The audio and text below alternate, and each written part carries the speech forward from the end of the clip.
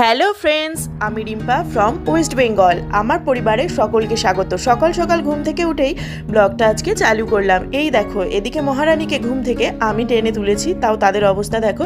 বাড়িতে এসেছিল ছোট মাসি আর তার মেয়ে ছেলে সকলে। তো এই দেখো, ঘুম থেকে উঠে ফ্রেশ হয়ে আমি চা বানাতে চলে গেলাম। ব্লগটা কিন্তু আমার বাপের বাড়িতে। আর এই দেখো, চা আমি উঁচু হয়ে বসে খাচ্ছিলাম বলে এরা কেমন আমাকে নিয়ে টোল করছে।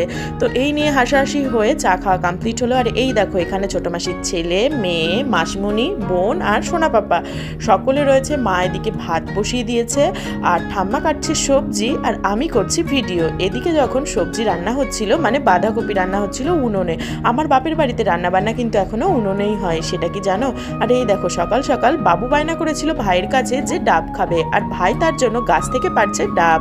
আর তোমরা কারা কারা এরকম শীতকালে ডাবের জল খেতে পছন্দ করো? গরমকালে তো আমরা ডাবের জল সবাই খাই, কিন্তু শীতকালে সকাল সকাল ডাবের জল খাওয়ার মজাটাই আলাদা। আর এই দেখো, ভাই এই ডাবটা পেরেছে পাপানের জন্য।